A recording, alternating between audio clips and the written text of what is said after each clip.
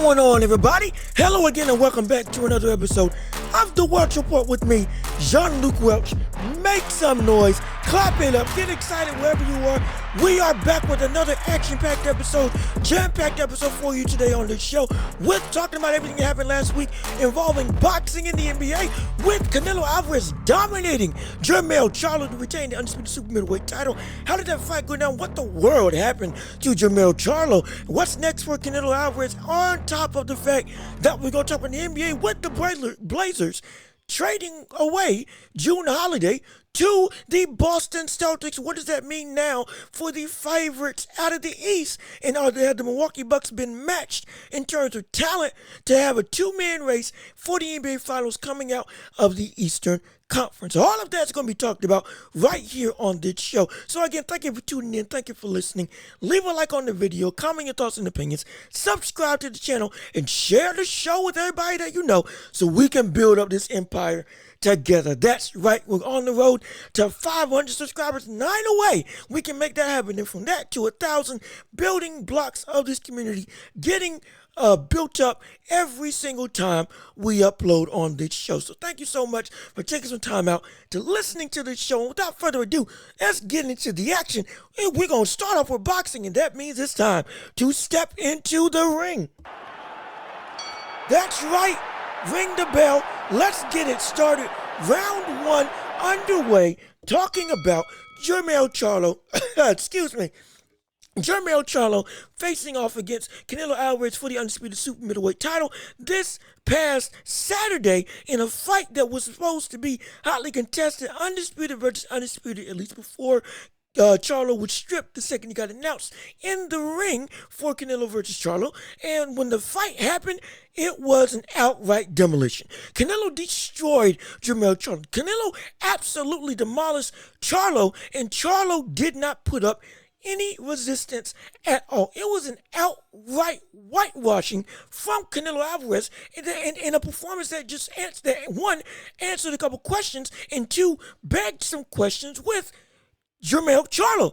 And what is he actually, what was his actual reason for getting into the ring if that type of horrendous performance was going to be his MO on the night? Now, why do I say it was horrendous? Well, now let's break down the fight. Round one came into play. Canelo Alvarez comes out. Jermell Charlo comes out. It's a very cautious affair, both of them respecting each other's skill sets. Canelo not really throwing a whole lot, more so walking and stalking, trying to get Charlo's reach and timing down.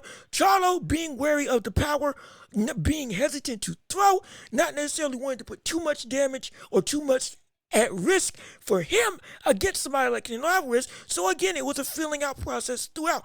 But after the feeling out process got interrupted by Canelo throwing one big hook and landing on the block of Charlo, it changed the whole dynamic of the night and the whole dynamic of the fight for the rest of the evening. Because it turned into an affair where you had Charlo now, after feeling, not even getting it clean, feeling the power of Canelo Alvarez on his glove, immediately made him defensive, immediately made him become cautious, overly cautious, immediately made him fearful. That's what, and it made it so that the way that he fought was nowhere close to what we've seen Jermell Charlo fight in the past. Again, this is an Iron Man. This is a lion in terms of his own words. This is a man who wants to go out and get it. This is a man who's unabated by fear. That has been the Charlo brothers' MO, and specifically Jermell Charlo's MO. And because that's the case, with him being so timid due to the fact that he was outmatched from a power standpoint and letting that overshadow all the other things that he actually had in his repertoire that could have given Canelo Alvarez some legitimate trouble, like his reach, like his jab, like manipulating the guard, just implementing similar tactics that Bivol did against him. Again, I said in the breakdown of the fight, he wasn't going to be able to hurt Canelo, but he was going to be able to score on him if he was not overly cautious and willing to throw in volume and utilize his ability to have stamina to overwhelm Canelo. Didn't do that at all. In fact, did the complete opposite of that. And from round one on, he was scraping the ropes all night long, going around in a circle, not engaging Canelo at all, taking the brunt of the hits on the guard into the body. And it was a just out and out fear of what can get him caught. And what happened? He still got caught anyway. Because I believe it was in round 7. Was it round 7? Round 7, Canelo catches him with an overhand right, knocks him down, or forces him to take a knee, from the damage, and so he still got put down anyway. So even all that caution still did not weigh heavy in terms of the outright outcome of the fight later on, because it didn't amount to anything. And this is the problem with Charlo in this fight. Charlo gave Canelo too much respect. And in the same vein, Canelo did not respect Charlo because of it.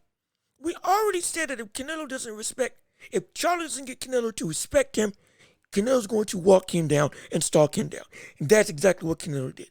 Canelo walked him and stalked him. Canelo didn't care about anything that Jermell Charlo was going to throw, not only because he was more powerful and didn't fear the power of the punch coming from Charlo, but there wasn't even any offense for Canelo to have to worry about to potentially say, oh, I'm going to get hit. At least let me get out the way because he's scoring on me while he's not hurting me. It wasn't even that. It was just an outright, you don't want to throw and you are visibly being scared of me. And I've tanked your best shot and you're only throwing 1 or 2 punches at a time in terms of if you're Canelo thinking about how Charlo's fighting against you. Oh, yeah, I ain't got to worry about nothing. It's all night long. I can just walk and stalk, walk you down, make it so that I don't need head movement. And ironically enough, Canelo used head movement. One of the things I said that was going to give him an even greater shot, or rather slam the door on Charlo's opportunity to have any form of success in this fight if he used head movement. Now, it wasn't the exaggerated head movement that we saw from Canelo Alvarez when he fought up against Danny Jacobs. No, it wasn't that. But it was subtle head movement and shifting of head slots to make it so that he was always in the best of safety, while using his guard in priority to block everything coming his way. Because I said initially he was going to do that same walking and stalking style that we've seen him do for the past couple fights, for the past about year and a half that we've seen him fighting collectively in the ring. And he implemented that. But he added subtle head movement to make it Charlo still be even less accurate in his fights. And he was also, and it worked. It did a phenomenal job. He held him to what? 19%, 20, either sub 20 or sub 25% connect percentage all around throughout the fight. So the defensive game plan worked flawlessly. Offensively, Canelo was just able to do whatever he wanted and just walk Charlo down, threw big shots left, right, and center, loading up on haymakers like we know he always does. And it caused Charlo to never want to engage in the slightest. And it caused the lion to become a cub. It caused the big talker, the big bravado of a fighter, the man who is so confident in himself, to lose everything, stepping into that ring. And we saw this be the case as the fight month was going on, with media days, with training camp, with him interacting and being asked questions and interacting directly with Canelo in press conferences. It was all different. Everything was different. Nothing was the same when it came to Charlo and Canelo, and versus what we've seen against Harrison, versus what we've seen against countless fighters before this in terms of Charlo's bravado and Charlo's flair and Charlo's out and out unabated confidence. It was immediately quelled. Many people, myself included, put that to he's just being extremely focused with this being the biggest fight of his career, both financially and legacy-wise. He wins this fight, he potentially gets put not just in the top 10, but potentially in the top 3, moving up from 154 to 168 and defeating the best fighter, not just pound-for-pound fighter, but best fighter in the division, successfully being a 2-time undisputed champion with a victory. Oh, it would have made him synonymous with greatness. His legacy as a whole would have been so greatly affected in a positive way. It would have been phenomenal. He would have immediately shot himself up into being potentially one of the fighters of a generation. Potentially. That's how big this fight was. It would have made him the A-side in any negotiation talks for the rest of his career. There was nobody, if he won this fight, that would have been able to say anything about who's the A-side or B-side and title Charlo for the rest of his career. It would have been him. Financially, it would have been set up for life, for every single fight up until this point, not just this one. But when he got into the ring and interacted before the ring, it was all docile. It was all categorized under respect, overarching respect, overwhelming respect. And it was respect that became his downfall.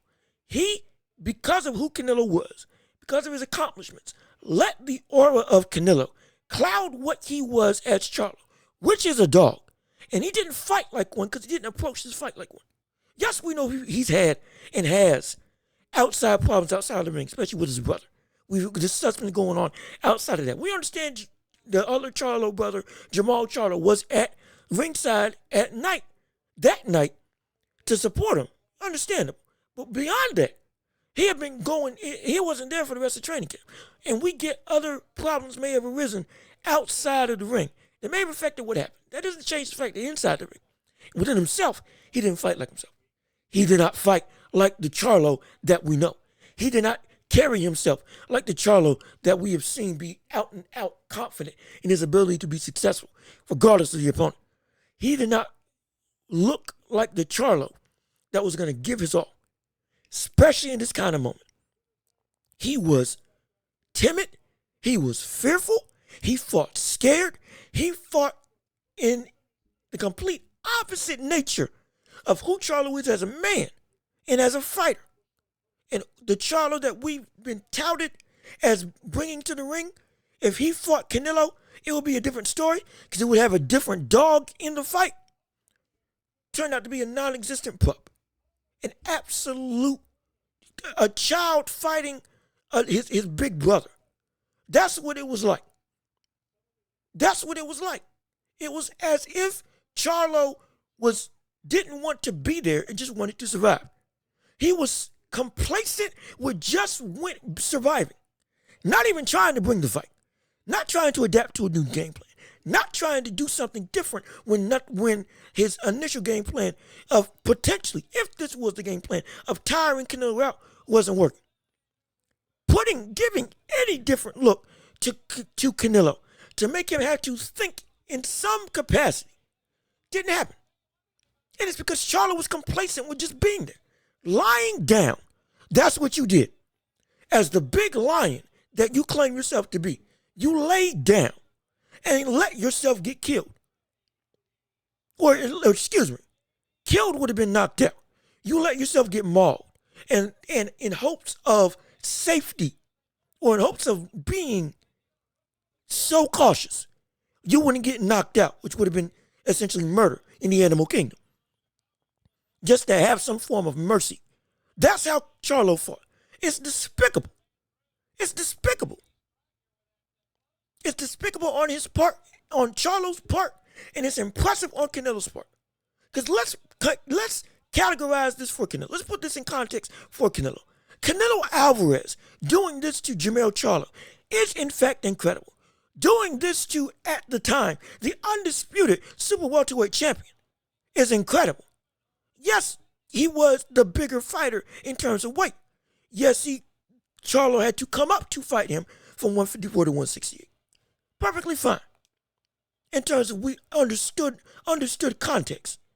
And if he did win, it would have been one of the biggest reasons because of Charlo moved up in weight. That doesn't change the fact that Charlo jumped at this opportunity. Charlo agreed and had no issue with this opportunity. If anything, we were saying that Charlo was outgrowing his own weight class at 154, and him moving up to 160 or 168 made sense. At least 160. And on top of that, with who Charlo is and who the Charlo's brothers were, this is incredible. Genuinely, it was incredible what Canelo has done to Charlo in that fight. And it's because when I went to go see Canelo fight John Ryder, one of the biggest murmuring undertones of the fight amongst fans was, why is he fighting John Ryder? One, and two, when is he going to fight somebody like a Jermell Charlo or a Jermell Charlo? Any of the Charlo brothers. Charlo should get this opportunity. Charlo should get this right. Either one of them. That was one of the murmurs when I was going around while watching the fight, listening to other fans in the restaurant. It was a real consensus feeling that Charlo, either one of them, was going to be the kryptonite for Canelo Alvarez if they ever fought against each other. Because Canelo ain't faced a real dog, a real lion, a real menace. That was one of the undertones of that whole affair, of that whole night, from where I was sitting. And amongst other pundits, we have been saying we want to see him fight at Charlo. Constantly, beyond the restaurant, just for years, people have been saying Charlos are coming, the brothers are coming, the twins are coming. We need to see him fight one of them because they are about that life. That was what the Charlos' reputation was, and that's the threat that they posed against Canelo Alvarez. Not to mention that he's now fought the better Charlo, the more accomplished Charlo, the more historically significant Charlo, with him being undisputed in the four-belt era. Jermell Charlo is the better Charlo of the two. That is true. At least in my estimation, that's how I feel from watching both of them fight. Jermell Charlo is the better Charlo, more accomplished and more talented. The only thing that he lacked was weight. And I thought he was going to come in at 164, 163 when he came to fight Canelo. What did he come and fight at? 167. Same weight as Canelo. Even though Canelo was naturally bigger because he'd been in the weight class for significantly longer. Charlo still was able to get there, along with his frame and length. So we saw somebody who had the skill set to be able to legitimately give Canelo major trouble and have these skills and tools physically to upset Canelo, as well as being one of the names that everybody was saying that Canelo didn't want to fight and or that Canelo wouldn't fight ever. People were clamoring, give one of them an opportunity and get tested. Let one of these lions come and try to eat. That's what you all wanted. And look at what happened. He made him absolutely look like a cub. He made him look like a child. He made him look scared in the ring, which is something I never thought I would say from Jermell Charlo. But from the press conference all the way up until the fight, that whole month and a half, something seemed off, and what we tried to play off as concentrated focus on the fight at hand. Not being loud, not being brash, not having the bravado. Trying to focus all of his energy on the night of the fight. Turned into, oh, this man just wanted to survive. He wasn't trying to focus anything. He fought as if he was afraid to be in the ring. And to have the ability to do something like that against a Charlo is significantly impressive. We're not going to do this whole, oh, he fought somebody that came up to weight classes. Oh, you can't hold it in that same high regard. Yes, you can. Yes, you can. Yes, you can. We're not going to play that. We are not going to play that. We are not going to sit here and play as if we were not clamoring or that there wasn't a significant portion of the boxing world that follows boxing that wasn't saying that Jermell Charlo or any of the Charlo brothers could be a major threat to fight Canelo. Making fantasy matches, making, what if they get in the ring? Oh man, it's going to be something serious. Canelo ain't ready for that type of energy. That's what was going around the boxing world, especially against when Canelo fought against the Charlo that had undisputed to his name. That significantly. A Charlo that was trained under Derrick James. All of that gave credence to the fact that we were saying Charlo could be a major threat, any of them, let alone the better one in Jermell. And Canelo made him look outclassed. Canelo made Jermell Charlo look like, in a way, made Paul Butler look in their undisputed fight. In their fight to collect all the belts at bantamweight. Before moving up to super bantamweight and knocking out Stephen Fulton. That's what Canelo did to Charlo. He made him back up, succumb to all the pressure, be afraid of the power, not wanting to even attempt to counter. make him fight on the back foot all night long, never allowing him any respite or low time, being disrespectful to Charlo because of not only Charlo's style, but because Charlo couldn't hurt him with his power, walking him down with his hands down, slipping with his hands down, being as nonchalant as possible, tanking shots, literally tanking Jermell Charlo's best shot, and then walking forward with his hands down or with a loose guard ready to attack again.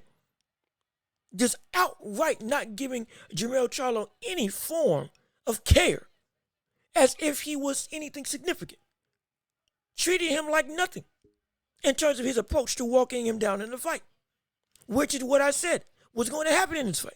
Charlo would not be able to make Canelo respect him in the slightest. And what does disrespect lead to when you're fighting an opponent? It leads to two things. Either it leads to the man disrespecting the other fighter, getting knocked out, and or the disrespector, who is disrespecting somebody else, walks with all the confidence in the world and runs right through the opponent. And that's what happened. Canelo ran right through him, ran right through Charlo, ran right through him without any hesitation. Not a moment's notice, didn't care. Charlo's tough. I'll give it to him. He didn't get knocked out. But one of the biggest reasons why he didn't get knocked out is because of the fact that Canelo fought in the style that I said he would fight in terms of big loading up on power shots while deflecting off the guard and catching punches, but didn't fight like I wanted him to fight, which is, again, prying Canelo stylistically, using combination punching once you have him in the corner, as well as being an aggressive counterpuncher. Specifically with the combination punching, so many times Canelo Alvarez could have had Charlo out. He could have had Charlo out by round 5. If we're being completely honest, he could have had Charlo knocked out by round 5. Should have had him knocked out at least by round 9 after he knocked him down in round 7. But all because loading up on big shots were affecting Charlo, had him scared already. And it made it so that he was reacting to any sort of movement that Canelo wanted to do. Any feint, regardless of how technically sound or how sloppy it was. Any type of level change. A sneeze would have gotten Charlo to react. That's how scared he was of Canelo when he fought in the ring. And because that's the case, if you, instead of throwing max power on all of your punches, if you had thrown half the power with all the speed, you would have opened up so many opportunities, because you could have then landed on all the openings due to Jermell Charlo's overreaction. Easily led him into a punch that you wanted him to go into. Easily.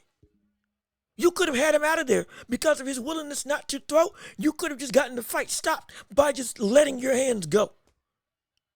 Because it wasn't like he was escaping you in terms of Jermell Charlo. And it wasn't like he was hurting you with his punches, even when he sat down and tried to crack. And it wasn't like the openings were there because you were landing to the body or to the head at will. Everything was affecting him through the guard. And when you punched not around the guard, but through the guard, like you did with that overhand right, punches were getting through. Like when you doubled up on the jab before throwing a right hook.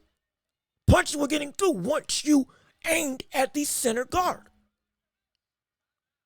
That's what could have gotten this fight ended fairly quickly. But he didn't. And again, credit to Charlo's stuff. But don't say, oh, Canelo ain't knocked out somebody that was moving up from 154 to 168. Oh, man, that's a terrible performance. No, it was just still outright domination. Outright domination. Even without the knockout. Even without it. Because if you're running scared all fight long, it is hard to catch you. It is hard to catch you. And I've been saying that Canelo doesn't have the best fast feet. Ability to control distance and get inside with his feet, great. But it's more of a plodding style that doesn't equate greatly to somebody who's constantly in motion. This isn't like David Benavidez, who towers over his opponents, even with plodding feet, and has the reach to reach them, even if they're trying to run around the ring. So while he has to stalk, he can still throw at significantly longer ranges. than what Canelo can throw to. So he's got to be more methodical. But he still dominated all fight long. That's not bad. That's not a knock. This is against, again, an undisputed champion coming into this fight. He was against an undisputed champion who was the better of the two Charlos that people were clamoring for Canelo to fight. Using them as a barometer for how great Canelo actually is. When's he going to fight one of the real threats? And he's done it now. Don't hold it against him when he dominated and made Charlo look like an absolute punk in the ring by not even trying to attempt to throw any offense. Don't try to hold that against Canelo now when you then could go against other people for doing the exact same tactic of running just so they don't get knocked out.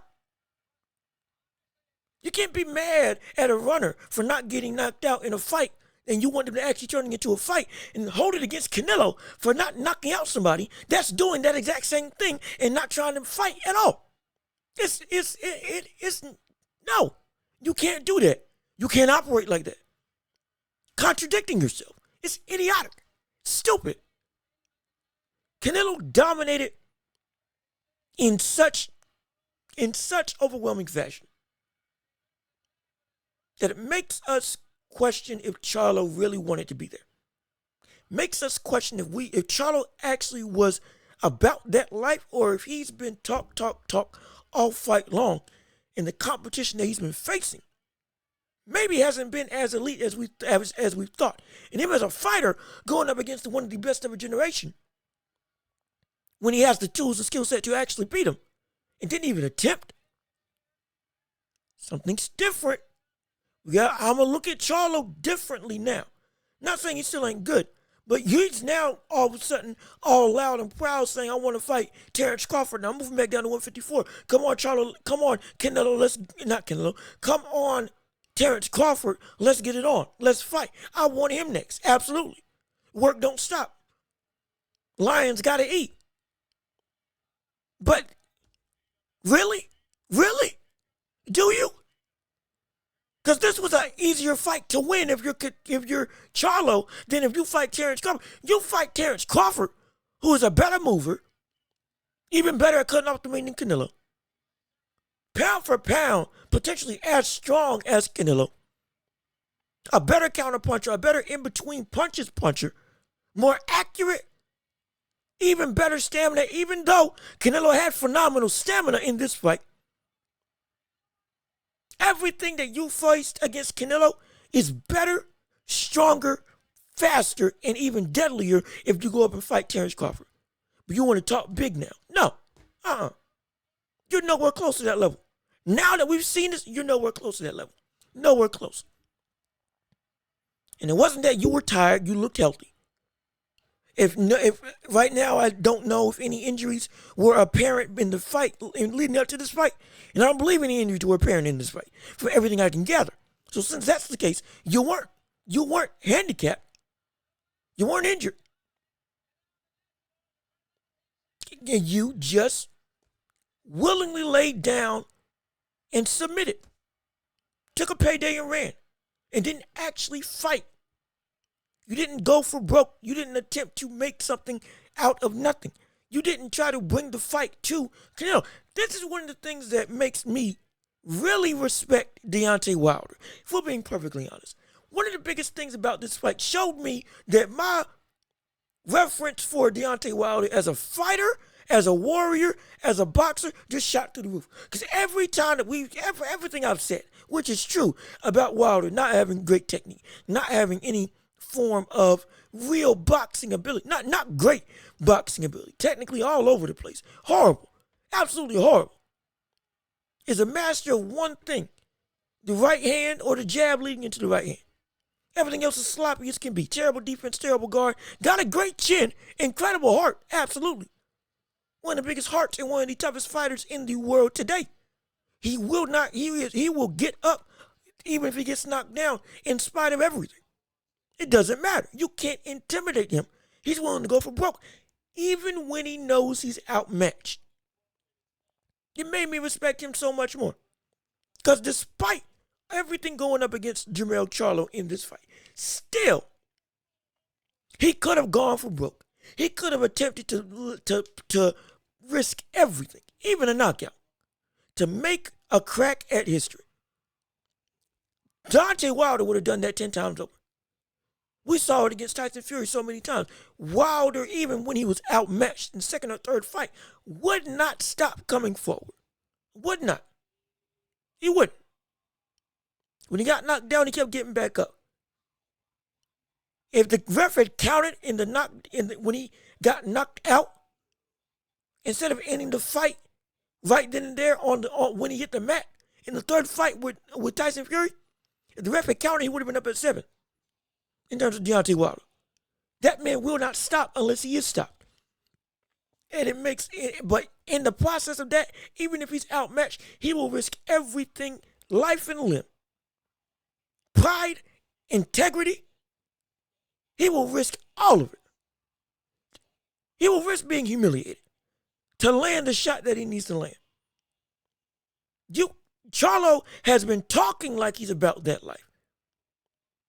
But now when he went up against somebody that gave him an opportunity to etch his name in history, he didn't take it. He didn't do it. He was complacent. And it's disgusting. It's not about you losing. It's about willingly. You just let yourself lay down and submit without attempting to do anything. Outmatched to the point that you know you're going to get knocked out if you try anything. But yet you still don't even make any sort of adjustment. You just say, well, this is life. Let's just go and make it out this fight. Take my money and go. Again. That's what you did. To make you respect Deontay Wilder so much more. Dying on his shield is what he lived by, a code that he lives by. The code of every boxer that we hope they never have to face. But if you're able to embrace that level of danger and be willing to still go out and do everything possible, knowing that dying on your shield is a legitimate, viable option that can happen to you, it's the mark of a fighter. It's heart like no other. Charlo now didn't show that heart that he's been saying that he's got all this time. So my cachet for Charlo has gone down, not because of the loss, because of how we lost. If he got knocked out, okay, understandable. Understandable. Moving up in weight, going up against one of the strongest super middleweights in the world today. The best middleweight in the world, super middleweight in the world today. Couldn't take the power, got caught clean, couldn't get up. Fine. Or he got beat up all 12 rounds, but showed heart and survived. Fine, phenomenal. But to just fight so defensively cowardly. Not fighting defensively and using the ring to make it so that you're not cornered, but still scoring shots. Trying to make some sort of offensive game plan. No, just going and circling around the ring like Paul Butler when he was completely outmatched. No. And no. That's not acceptable. That's not acceptable. It's not acceptable at all in any way, shape, or form. Makes me look at Charlo differently. It really does. Makes me look at Charlo completely differently. Makes me look at Derrick James completely differently. It's the second time we've seen Derrick James in a high-profile fight against another A-list fighter, with his own fighter being A-list as well, not making any adjustment whatsoever. Yes, he was in the corner saying, use your jab and use your length. Understandable. Once it showed that wasn't working, or that he wasn't even trying to do that in terms of Charlo, did he give any adjustments? Did he give him anything to work on the game plan that Charlo was seemingly headstrong in doing himself? To have any form of scoring? Did he give him any advice other than stop being a punching bag? Did he give him any advice other than you got to be more aggressive? Did he give him legitimate tactics beyond the first game plan of using your jab to get Canelo off rhythm and off balance? Did he give him anything outside of the first game plan to adapt to the game plan that Jermell Charlo was so headstrong in implementing in order to still find some way of success? Or did he just spout fortune cookie encouragement? Because that's what it sounded like. Just like Teddy Atlas, who would have these incredible speeches in the ring for their corner to make their opponent believe. Freddie Roach, Emmanuel Stewart, it wasn't like that. It was outright. You're getting hit. You got to do something. Stop being a punching bag. Stop being a punching bag. Stop being a punching bag. Go out there and let your hands go. Go out there and let your hands go. How? How? How do I be effective while doing that? Yes, it is a viable game plan. Don't get me wrong.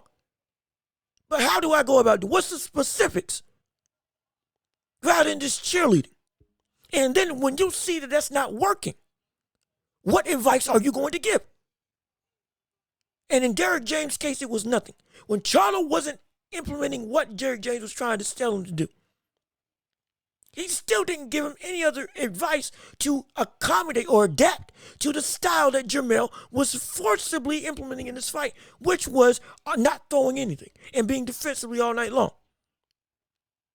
There still could have been something that he could have said to at least have a plan B, plan C.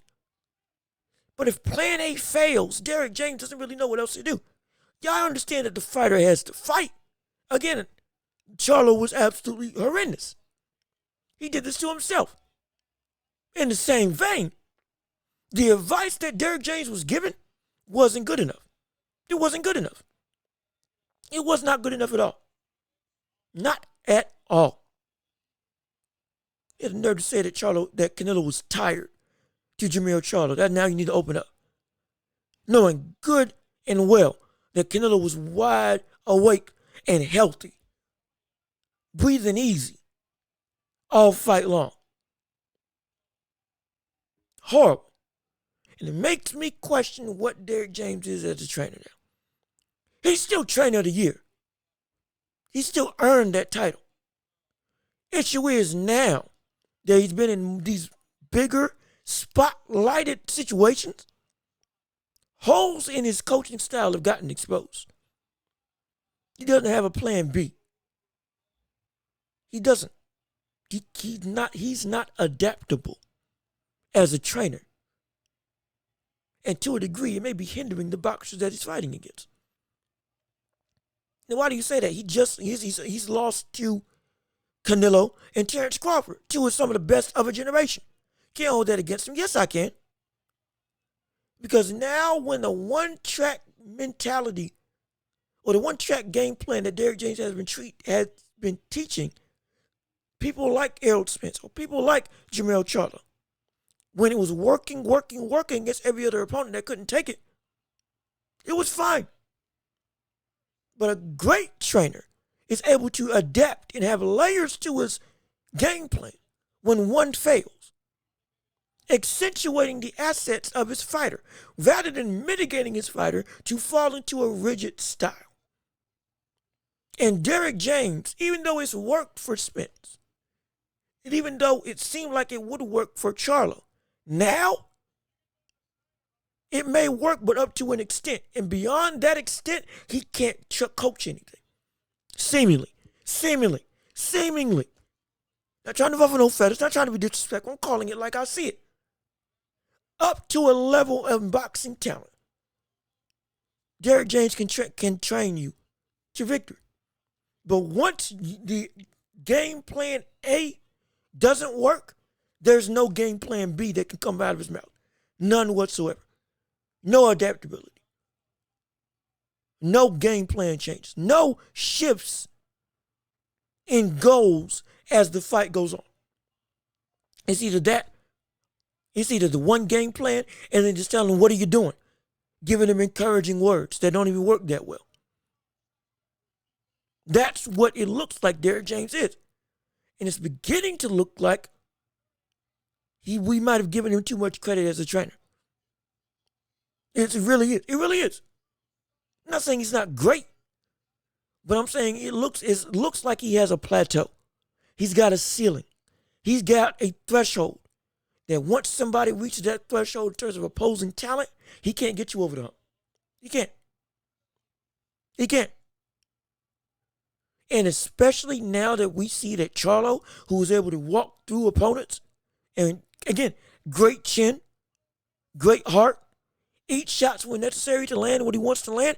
All of that was because of the weight that he's at. But if once he moves up, that's not going to be a luxury anymore.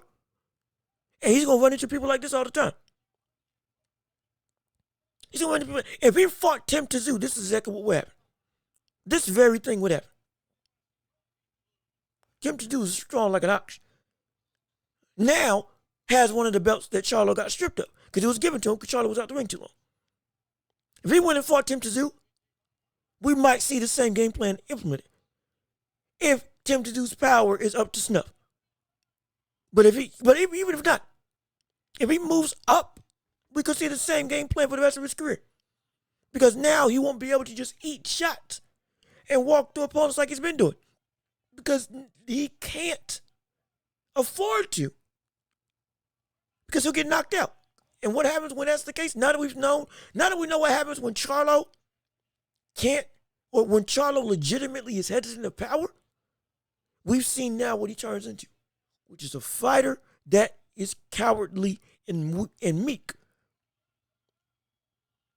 And defensively turns into a turtle. Not in a good way. Impenetrable. In a bad way. He turns into a turtle in terms of he just ducks his head and doesn't do anything. That's what Charlo has become. At least in these bigger weight divisions. And at least in this fight. All parties are to blame. This gives us a different perspective as to what Charlo is now as a boxer. Because this same bravado, if you didn't bring it against Canelo, and now you want to fight somebody like a Terrence Crawford, you at least spoke in the last weigh-in to try to get yourself hyped up. You face Terrence Crawford, brother, you won't even say a word. If you were this timid against Charlo, both in and outside the ring, you might not even show up to a press conference with the way that with Terrence Crawford. Especially with how he not only beat up your boy Spence, but now what you got against somebody like Canelo, you won't say a peep. You won't say a peep. You might not even show up until the night of the fight. Because now that we've seen when somebody can legitimately pop you, or when you respect somebody, which now I can actually equate to legitimate fear, you're a completely different animal. You can't have that same mentality up to a certain point. Once you hit a certain threshold of talent, now you become meek. You become quiet. You become timid. You become respectful. But you're actually fearful. So we have to look at Charlo a little differently now. We have to look at Canelo phenomenally. Because this is legitimately impressive. Now it brings me to the next point. Who in the world is Canelo going to fight next? Will it be David Benavidez? Will it be Terrence Crawford? Or will it be Jermell Charlo, the older brother, the middleweight, 32-0? And if we're being perfectly honest, I don't want to see Jermell Charlo, or I don't want to see Jermell Charlo fight Canelo. Because there's no point. He beat the better version of the Charlos. And yeah, Jermell may be closer in weight, but he's not as talented. Even with his undefeated record. No. It's going to be the same thing. If not worse, in terms of he'll actually get knocked out because he won't just be defensive. He'll at least attempt to come out and fight. But it still won't be the same. It'll be the exact same. Domination all night long. Coupled with the fact that I don't really know what Jermell Charlo could give him advice on because nothing worked. Nothing worked. Whatever opening you say you can take advantage of, you can't because you didn't. And apparently you couldn't. What makes you think your brother's got a better shot? But if anything, you had better timing than your brother. And faster than your brother. You should be able to take those opportunities. The holes that are open. That's what you were saying. You've gone to a Canelo fight. You went to the John Ryder fight and was saying, I can beat Canelo. And you ain't do nothing. Nothing. Now, you want to go through the song and dance again with your brother and you can't give no advice? No, I don't want to see that fight. I would love to see David Benavidez. Absolutely. I would love to see Canelo fight David Benavidez now, especially after saying he doesn't care about fighting anybody. And after saying that he will fight just because he doesn't like fighting Mexican fighters because he wants to represent Mexico. He doesn't care. He will fight anybody years ago. Now he's saying, I don't care. I'll fight anybody. Regardless of which, nobody can beat this version of Canelo. Okay, that's fine. That's how you feel. Put it to the test. And that test would be David Benavidez, absolutely. Talk about a blockbuster event. But before that fight, I would want to see Canelo fight Terrence Crawford. Especially this Canelo. A healthy, fully active, fully furnished. This Canelo against Terrence Crawford would be phenomenal. Incredible. And mainly because I want to see Terrence Crawford have an opportunity in, again, the biggest fight of his career, attempt to become a 3-division world champion, 3-division undisputed champion in the 4-belt era. Something that's never happened before. That would be phenomenal. That would be incredible. I would love it. Absolutely, I'd love it. I would like to see that before I saw David Benavidez. Only because of the significance of the event. What is more likely to happen? Most likely it's going to be David Benavidez, with Errol Spence implementing his rematch clause on Terrence Crawford. Officially implementing his rematch clause on Terrence Crawford. If I've read reports correctly. And it probably is going to be at 154 if he's notified Terrence Crawford that he can't fight at welterweight anymore. If that is the case, it's gonna be at 154. Fine. Phenomenal. Cool. Still think it's gonna end the same, but cool. But if that fight is not, if those reports are wrong and that fight ain't happening, I'd love to see Canelo versus Terrence Crawford. Sublime boxing. And I would have Terrence Crawford winning. Yes, I would. I think he could make that history a reality. Absolutely. But how would he do it? It's going to have to be for a whole nother episode. Absolutely. It's going to have to be for a whole nother episode of breaking down the fight, no doubt about it. But with that being said, the last point of contention with this show, we have to talk about Jrue Holiday got traded from the Portland Trail Blazers and is now on the Boston Celtics, and the Blazers have completely retooled successfully, or at least completed the cycle of retooling from the Damian Lillard trade where they sent Dame to Milwaukee to pair with Giannis. In the trade details, Blazers get Robert Williams, Malcolm Brogdon, 2024 first round pick from Golden State, 2029 pick unprotected, and Celtics get Jrue Holiday. So let's look at this from two different standpoints. First off, talking about the Boston Celtics. The Boston Celtics now are not necessarily in a better position, but they are at the same time in a better position. This is what I mean by that. One of the biggest reasons why they were a threat to a title out of the East was because of how complete they were. And specifically, with the Bucks being their best rival in terms of competition, outside of the, again, overachieving Miami Heat. From a talent perspective, Milwaukee's the best bet to beat Boston Celtics. And having Giannis going against you is a nearly impossible task to guard unless you have the bodies to throw at him. And with Robert Williams, with Al Horford, and with Grant Williams, all of them were legitimately big enough to have that wall be successful to stop Giannis from being the dominant interior force that we know that he is.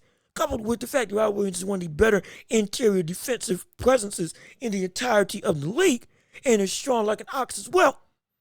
You had depth, you had bench, you had bench viability, as well as having the defensive tools and the big men necessary to stop somebody like a Giannis. Whether it be one-on-one on the drive and or clogging the paint as a whole, as a team. But now with Robert Williams gone, now with Grant Williams gone, are the Celtics truly able to stop somebody like a Giannis? especially now that they got Damian Lillard. And this is where the Jrue Holiday situation comes into play. With Jrue Holiday playing on the Boston Celtics, they make up for losing Marcus Smart. They get a better version of Marcus Smart overall. They get a better player outright than Marcus Smart because Jrue Holiday's better offensively, can average 15 to 20, very under the radar in his stylistic thing. And outside of how he shot in the playoffs this year, he can be a pretty decent three-point shooter. Way better than what I said about Marcus Smart, who's incredibly inconsistent and takes dumb shots more often than I would like a defensive, perimeter-minded player to be as the point guard. Jrue Holiday doesn't have that problem. Alex Wilson can lock you up. He can play 1 through 3, potentially 1 through 4, and defend every team's best opposition. That's how good he is. And he's a great mind as a point guard. He can run the fast break. He can get to the rack effectively. And he can be a facilitator for the team. Not saying he's a phenomenal passer, but just doing the right thing at the right time. That's what Jrue Holiday can be. And that's what Boston needs. That's exactly what Boston needs. Because Jaylen Brown can't run the show. Jason Tatum can't be a point guard, from my estimation. If they want to actually have a legitimate chance to win a title, Jrue Holiday fills those holes and improves on their ability to guard the small ball era of basketball that we see today, and have the ability to defend the perimeter as some of the at some of the best efficiency in the entire league. So it's a phenomenal pickup. But at the same time, what they've gained in perimeter defense, they've lost in interior defense. Yes, they got Kristaps Porzingis, understandable.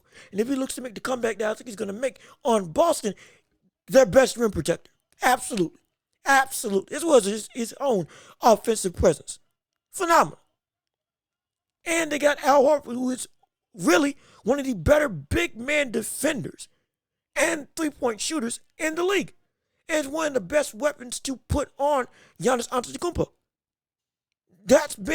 And now granted, Giannis still got his. Don't get me wrong.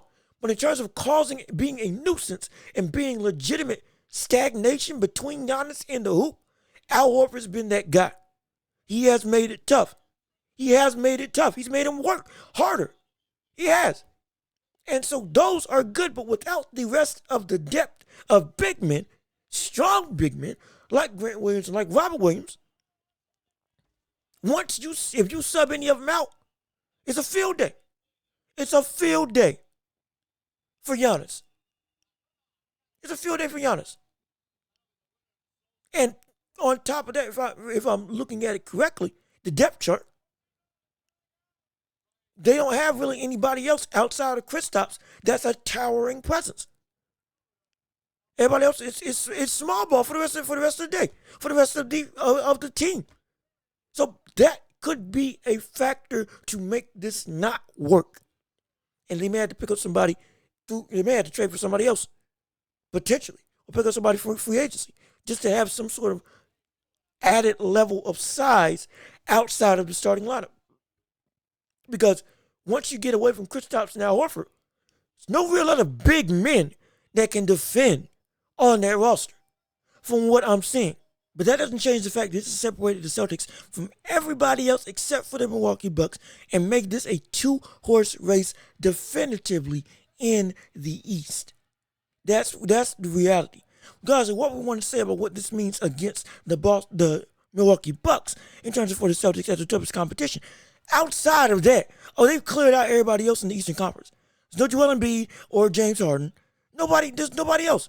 There's nobody else in the East from a talent perspective that can compete with the all-out, fully well-rounded roster of the Milwaukee Bucks and the Boston Celtics. And for the Blazers, it's a situation where now, okay, you got DeAndre Ayton on the roster to replace Yusuf Nurkic, who's looking to have, in terms of DeAndre Ayton, a breakout season to show that he's really about that center life and wants to be a dominant player. His words, not mine. I don't think he's going to be, but hey, only time will tell. But we have DeAndre Ayton, Anthony Simons, Scoot Henderson in a young roster that can grow now that you have a more when I say well-rounded, Blazers still suck, don't get me wrong.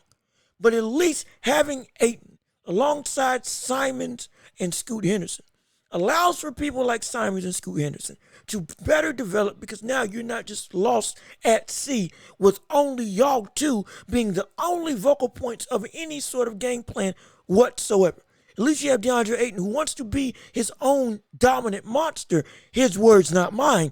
I don't think that's going to happen. But even still, a driven player in DeAndre Ayton who wanted to be out of the Suns organization gets a fresh start to work with two young, phenomenal, blossoming players that could potentially be stars later on in their careers, sets a good precedent for a foundation that, again, while the organization still sucks, because they do, is at least in a position to actually build something better as time goes on. As opposed to being stuck in the rut of, we got Damian Lillard, but we have nobody else. And we can't pair him with nobody else because we don't pair him with nobody else. Now that you have Anthony Simons and Scoot Henderson alongside each other as the two marquee people, you got two people that can turn into legitimate blossoming stars in this league. Perennial all-stars potentially as they develop in their career. And then with Ayton wanting to prove himself to be a bad brother, even though, again, his words not mine, I don't think it's going to happen. But with him being driven and in a position to where, okay, he actually wants to be there just for the sake of making a new start from an organization they did not like being in, which was the Suns. It's better than what I thought the Blazers were going to come out of in terms of this whole Damian Lillard fiasco and debacle. It's still bad, but it's better than I expected. It's going to be interesting to track how this team moves forward from here. But with that being said, this has been another episode of The Watch Your Part with me, Jean-Luc Welch. Thank you so much for tuning in. Thank you so much for listening to this show. Y'all have been beautiful and phenomenal listeners and viewers. Again, we're on Spotify, Apple Podcasts. Rate us 5 stars on those podcasting platforms. Share us everywhere so we can get as much notoriety as possible and build up this empire together. Thank you so much for tuning in. Thank you so much for listening. I've been Jean-Luc Welch. Y'all have been beautiful. Peace and love. We are out of here.